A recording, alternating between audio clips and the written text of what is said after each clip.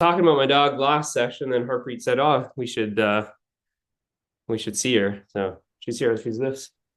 She's still got What her is your pig name? bandana on now that I see, but Oh, so her cute. name's Bailey. She's about 14 years old. She's Oh, half Yorkie, half poodle. So cute. She's yeah, she's pretty blind. You can see like her eyes are cloudy. It's like I think Yes, that's you see like cataracts and like the eyes. It goes like kind of cloudy. he's so sweet. But yeah, she's sweet. And then we were talking like Mm.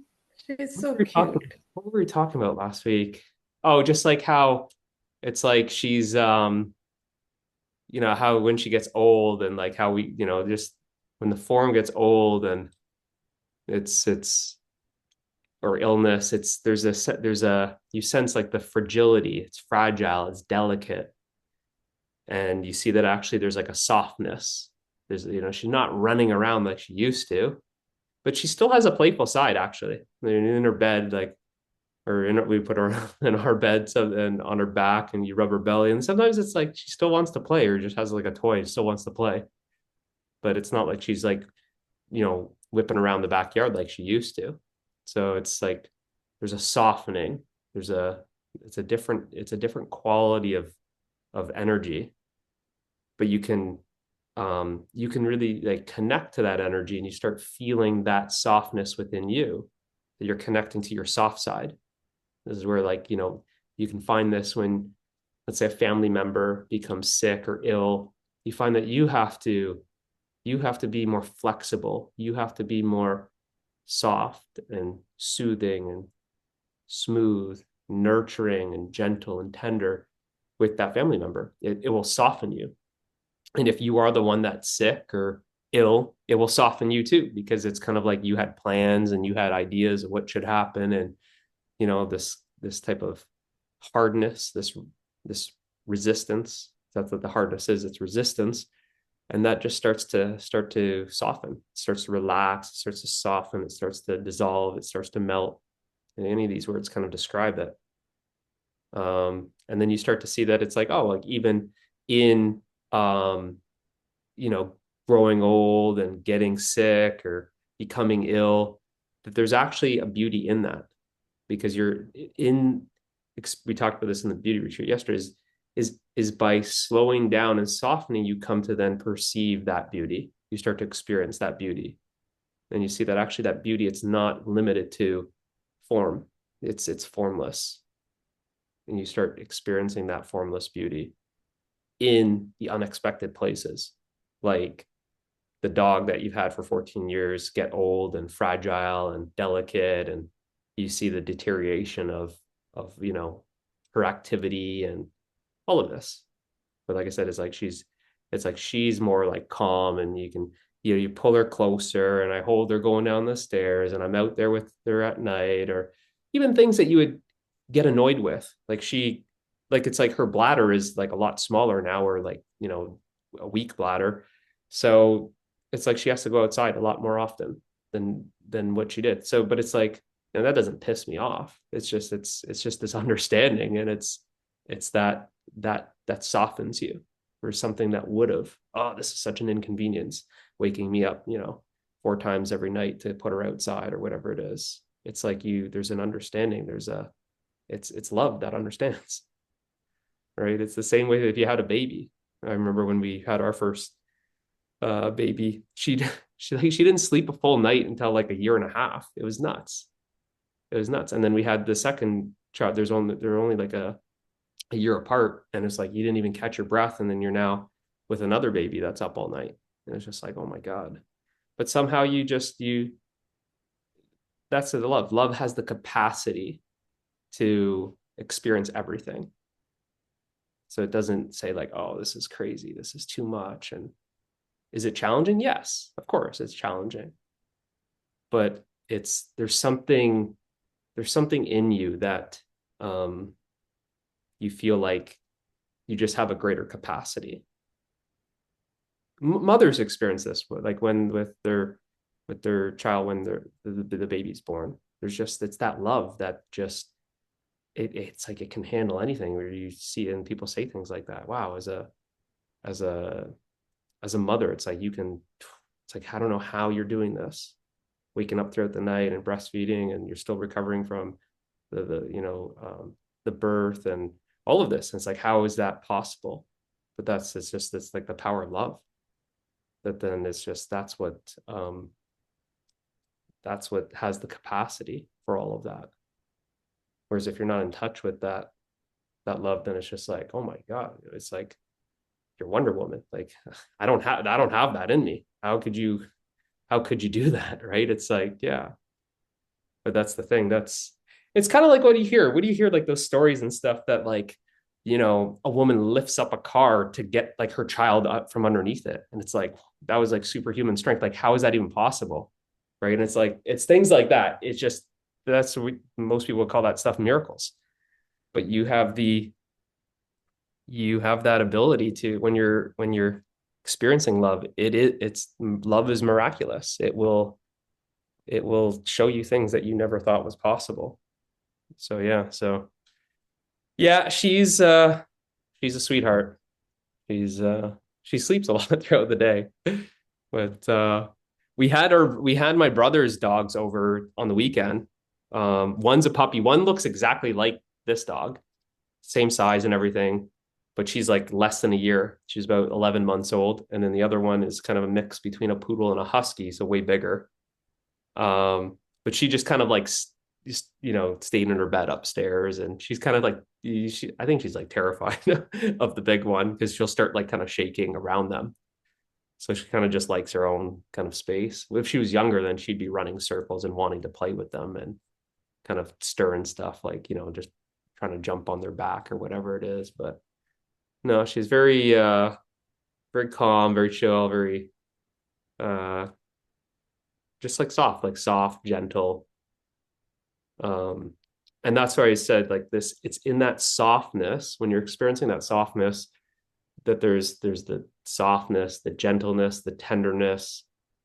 It's like a nurturing. It's really, you're getting in touch with this um some traditions, I think it's some traditions. I don't know. I've heard the word thrown out there. You're getting in touch with the divine mother. It's like the feminine, the divine mother. It's that all of those qualities that you're getting in touch with, that you start experiencing that. And it's in that softness, getting in touch with your soft side, that that you're experiencing more beauty. You're experiencing more love, and you feel that there's a natural like embrace. There's that understanding, compassion. It's just that's the we even want to speak like this is like that's the qualities. And it has this kind of, it has this it's inclusive.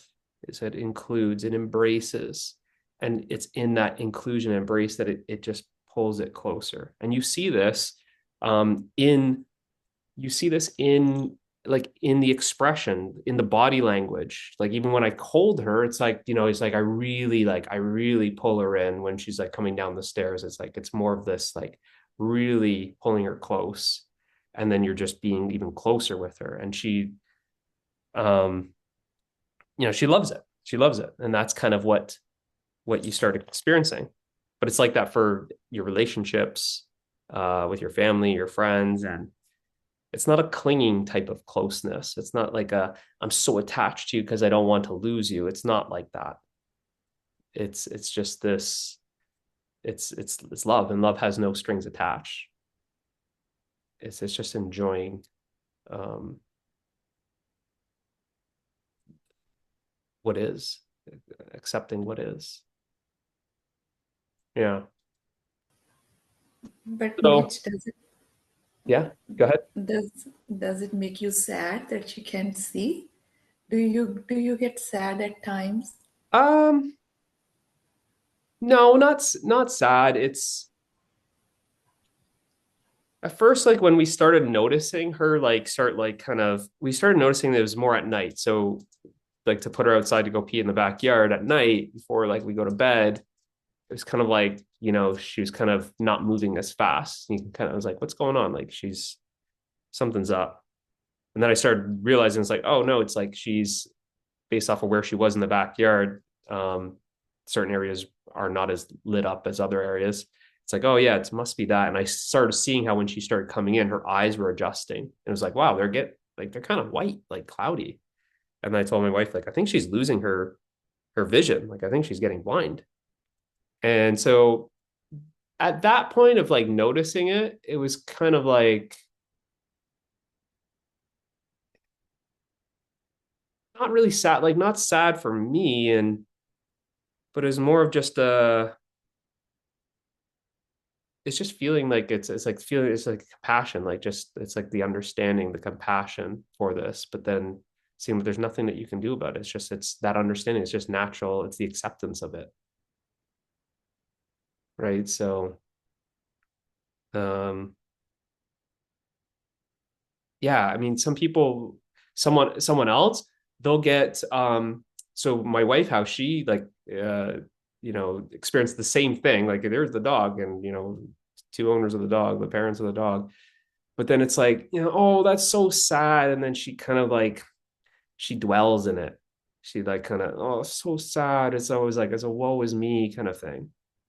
So it's not like compassion's not like that. Understanding's not like that. Yeah, because then you're kind of just you're experiencing that, and then there's like a story, and it's like, what if that's it happens to me, and then it becomes very like selfish like that. It becomes like that. Whereas compassion's not the same as that. It's it, it experiences that suffering as its own, but it's also simultaneously free from that suffering. And it's the fact that it's free from that suffering that it can experience that suffering totally. And it can actually experience that suffering where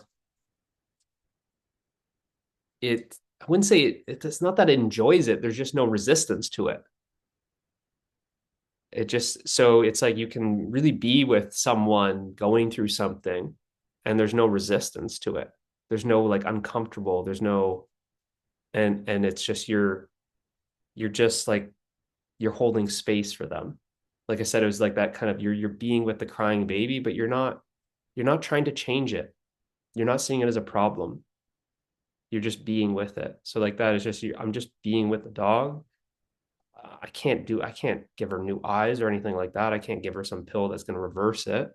It just is what it is. But I'm not in resistance to it. I'm not fighting it. I'm not suffering that experience. Right. So and like that's actually when you're able to actually serve someone. You can't serve from a place of like, I don't like this. I don't, because you've handicapped yourself.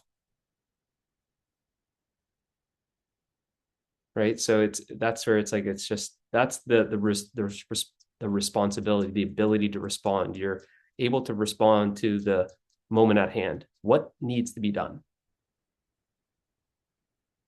And when you're caught up in the suffering, you don't think like that.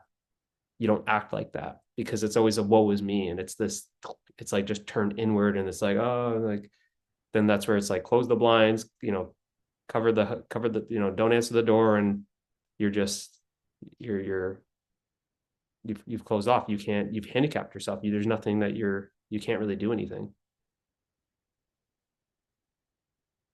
And that's what I kind of always kind of mentioned this, like, that's one of the signs of maturity, responsibility. When you look at your life, the times when you took responsibility, where you're responsible, that's when you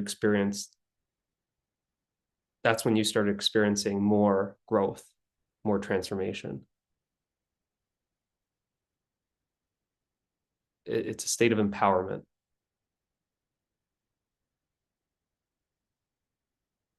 When we're experiencing suffering, it's a state of disempowerment. You're not, we're giving our power to the suffering.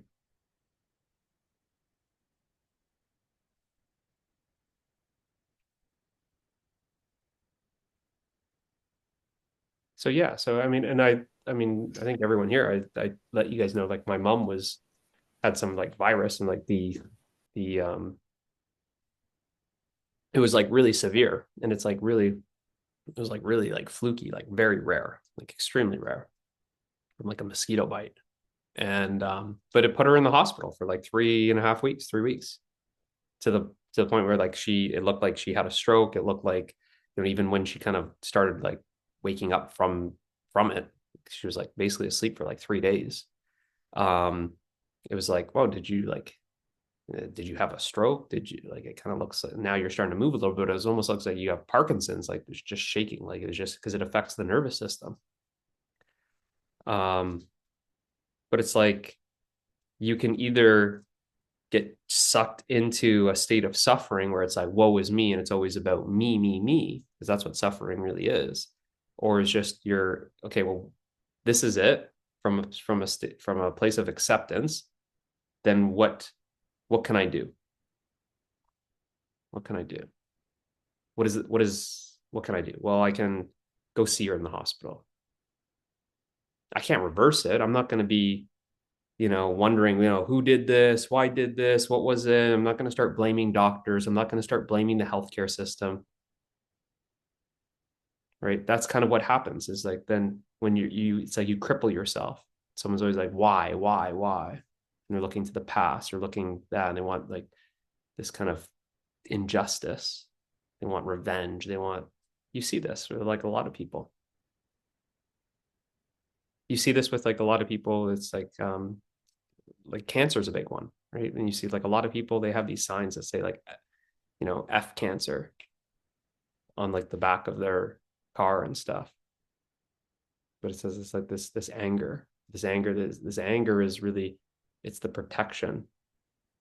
It's a reaction to pain. You don't want to feel that pain, so I'd rather be angry. I can't come to terms with what is, so I'm going to seek revenge.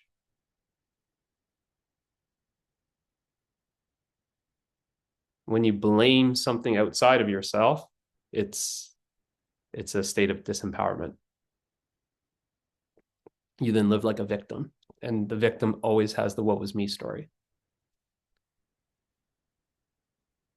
And the what was me story it's a story of me.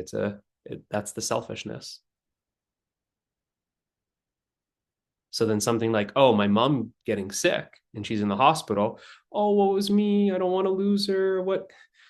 Why did this happen? And now it's all about me. Here it is. My mom's in the hospital. And instead of actually taking responsibility, instead of serving her, I'm drowning in my own suffering. A lot of people are like this. Like I said, like, I don't know if there's a better word than handicap. Don't take it the wrong way when I say that. It's probably, um, it decapacitates you. It's only from acceptance that you have a capacity to act, because you're coming from a place of action instead of reaction.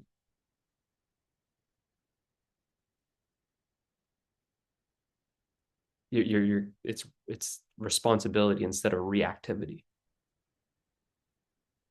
Suffering is always reactivity.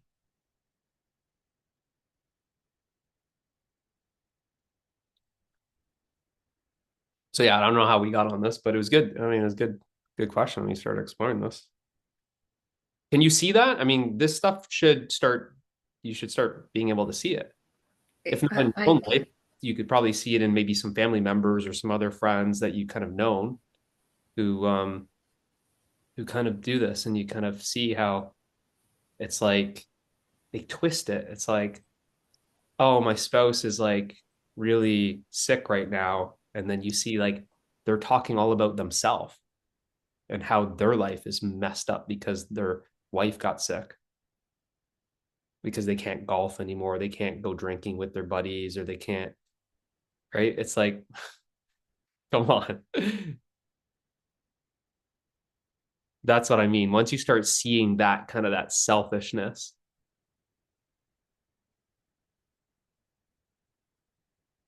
because suffering is selfish.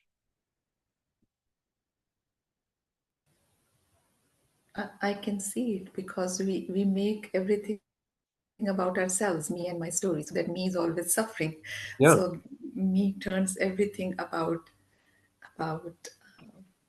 yeah, I can see it more clearly now that you mentioned that. because it's never That's like just that's loss. It's not like loss of, you know, oh, there's a loss there. Oh, there's a or there's a deterioration happening.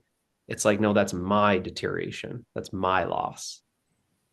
That means less visits from my mom. That means less home cooked meals from my mom. That right? It's like it's you start seeing it, it becomes very twisted.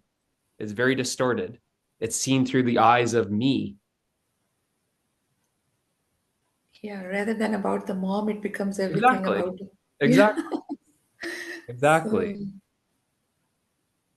Right. So it's like, yeah, well, it's like, oh, she took care of me my entire life. So the least I can do is go visit her in the hospital. Now, in the hospital, what can I do there? I can't do much other than just be with her, but that's all I'm going to do.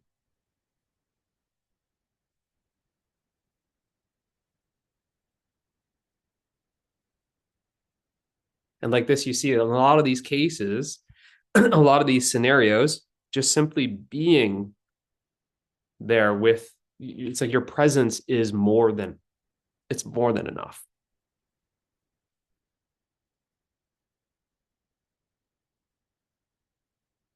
It's more than enough.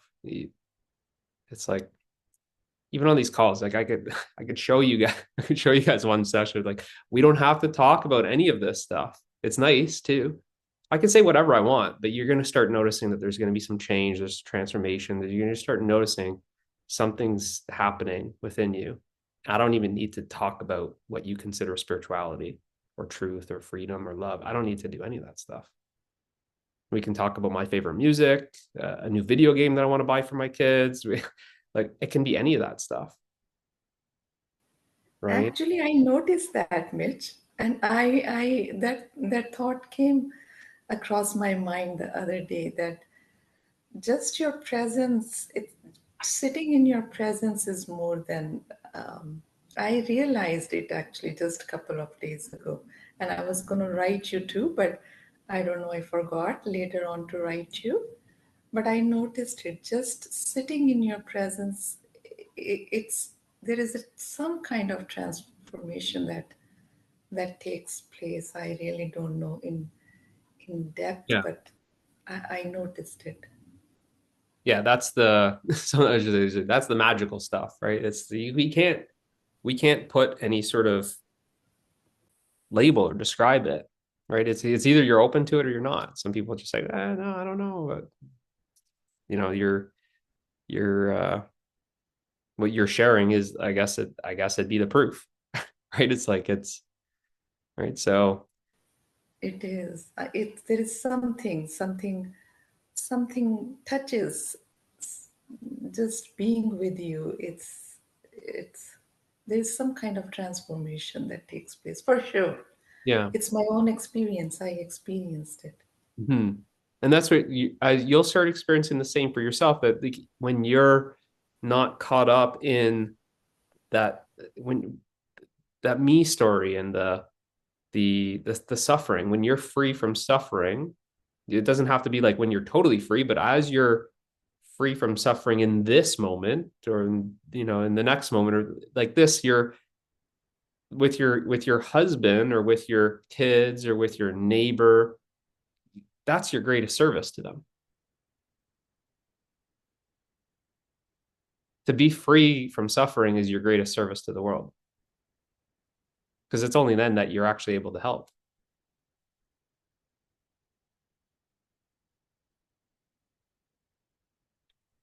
Because then that me is not there. That me who is Yeah. suffering is not there. So if I'm free from my own suffering, that's the only way I can help other. Um, I mean, this when you kind of hear it, it kind of like it's so kind of simple to hear it and to see it. It's like, yeah, I mean, how could I be someone that's unhappy that's then serving you, and helping you become happy? It just how it can't. That's not possible. It's only when you're happy that that's how you serve. It's happiness, it's love, it's peace, it's freedom that's serving. And it tends to do so by its very presence and the expression of that happiness, love, peace, and freedom. It's very liberating, just the expression of it. Where the expression of our true nature then is seen as it's a gift.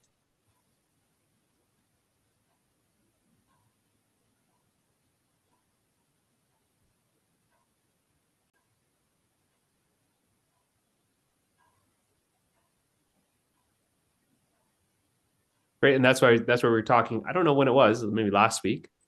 Um, or no, I think it was probably yesterday. That just expressing that happiness, like how you were saying, you showed me the plants that you bought and brought into your home. That's an expression of that happiness. That's an expression of peace. That's an expression of harmony, right? You see that actually that's it's like you're making your home feel more alive. You're changing the energy of the home, that it becomes more of a reflection of you. That expression, you're expressing that which is intangible is then expressed as something tangible, like the plant on your coffee table or the plants in your kitchen, or a good looking, a good looking painting, or a lively garden, or um, a delicious dinner.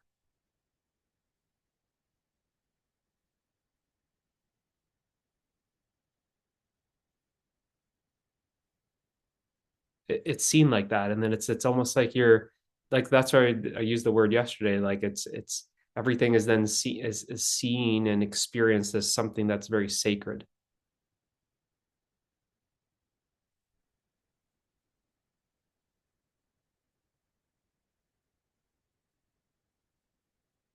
It becomes more than what it is at face value. It might look like you're just a mother that's bringing some plants home, but once you start seeing it, it's like, no, like you're expressing yourself and you're making it alive, and you're bringing that nurturing energy into your home, that healing energy into your home. It's like your husband's so lucky to be there with you. It's like it's an offering.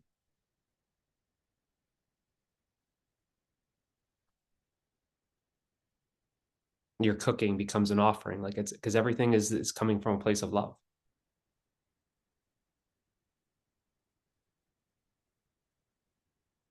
That's when you're starting to experience something beyond the face value. Face value, someone says, you're some guy that has these Zooms.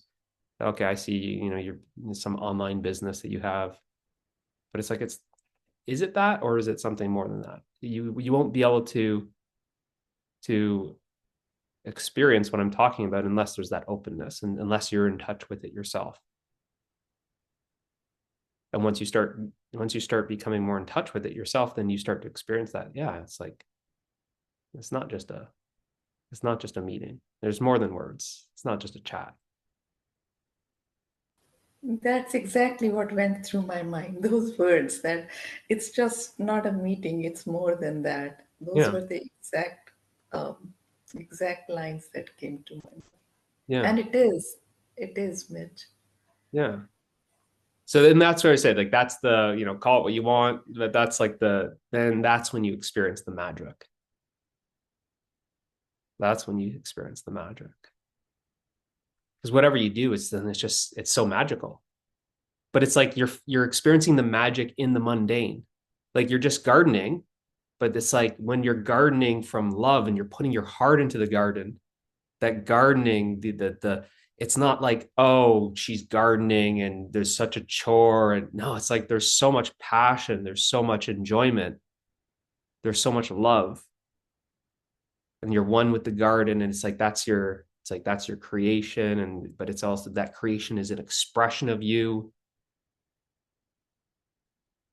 And then it's like it's seen like that. And then the things it'll just grow into a beautiful garden effortlessly. And then like the things that come from that garden, the things that are grown, you'll see this, like there's something about it. But it's like this, it could be anything. We used a lot of different examples of expression of beauty yesterday. It could be like your space, your environment.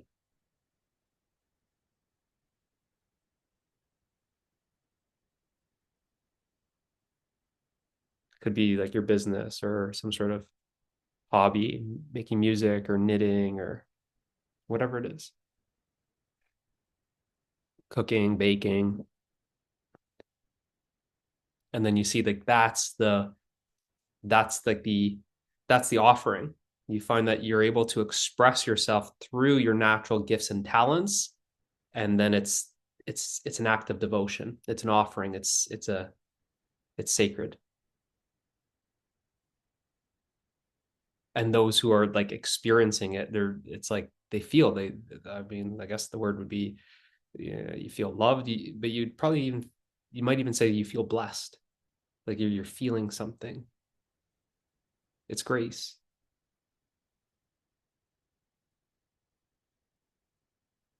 But it requires the openness because grace is ever present. It's only when you're open that you can then receive.